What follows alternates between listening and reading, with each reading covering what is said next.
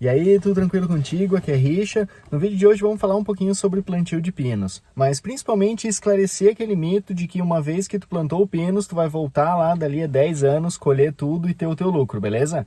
Não é bem assim. Tem alguns investimentos iniciais que tem que ser feito e tem algumas coisas que a gente tem que observar no local em que a gente está plantando para ver se de fato vai ser lucrativo ou se não vai, tá? Então agora nos próximos vídeos eu vou falar um pouquinho sobre isso. Então, primeira coisa que a gente sempre tem que ter em mente: custo do transporte e deslocamento. A plantação de pinos ou de eucalipto mesmo, ela só vai valer a pena se ela estiver próxima de alguma indústria que consiga receber toda aquela madeira que tu está produzindo, seja para celulose, seja para móveis, seja para placas compensadas, enfim. Quanto maior a distância entre a tua propriedade e o local em que vai comprar essa madeira, menor vai ser a tua margem de lucro. Então, um terreno de muito difícil acesso, um local em que não tem muita estrada, não precisa estar asfaltada, mas tem que ter um acesso viável, ou um local em que na chuva fica inviabilizado o acesso de caminhão, são pontos em que dificilmente vai valer a pena a gente plantar pinos, principalmente para madeira, para produzir tora, para a indústria moveleira. Para carvão, daí a gente planta eucalipto, que vale mais a pena, né? Mas o pinos em si, a gente tem que prestar muita atenção no local para que ele seja de fácil escoamento da produção, beleza?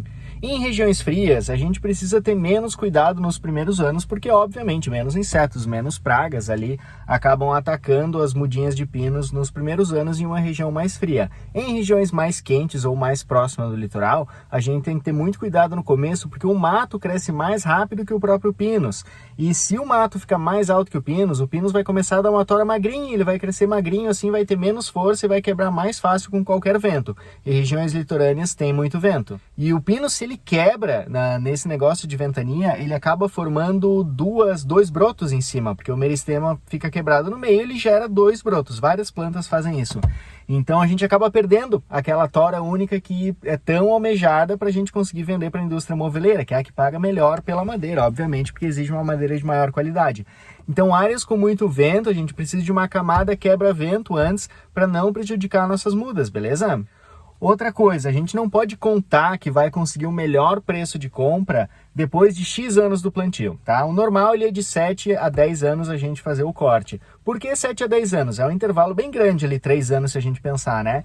É porque dependendo da quantidade de sol que a gente tem, dependendo da quantidade de água que a gente tem disponível no ambiente, a madeira vai crescer de uma forma diferente, mais rápido, mais devagar, mais denso, menos densa, e tudo isso é muito difícil da gente calcular, porque a gente não sabe o quanto vai chover nos próximos anos, né?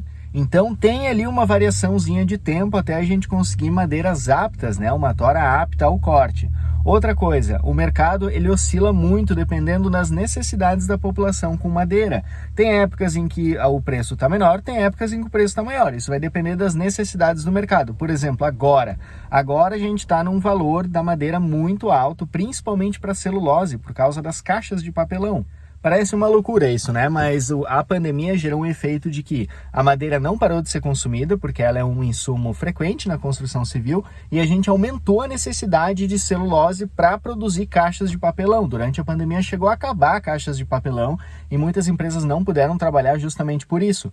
Então, agora o valor está bem alto porque a ideia de compras online impregnou, né? Pegou na sociedade, todo mundo compra muito mais e o papelão está sendo muito mais usado do que era antigamente. Além do que na própria indústria moveleira estão saindo um pouco de moda, saindo um pouco de linha os móveis de madeira compensada. Agora eles geralmente são laminados ou de madeira mesmo, com toras que ele fica muito mais caro, né? Mas geralmente agora as madeiras são laminadas para aumentar um pouquinho a durabilidade e para resistir à umidade, né? Porque aquela febre do compensado acabou passando porque viu-se que os móveis tem uma durabilidade muito baixa.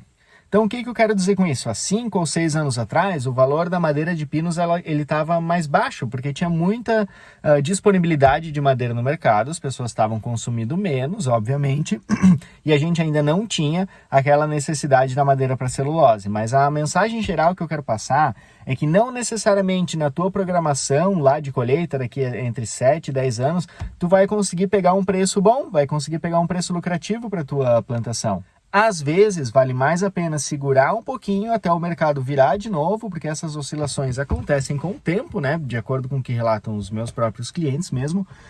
Então, a vantagem do Pinus é que tu é uma coisa que tu pode plantar e tu pode esperar um pouquinho mais até tu conseguir um preço bacana para venda ou ter mais de uma empresa interessada e tudo mais. Então, tu tem essa flexibilidade. Só que se tu tá dependendo daquele investimento, o pinos talvez não seja a melhor opção para ti, beleza?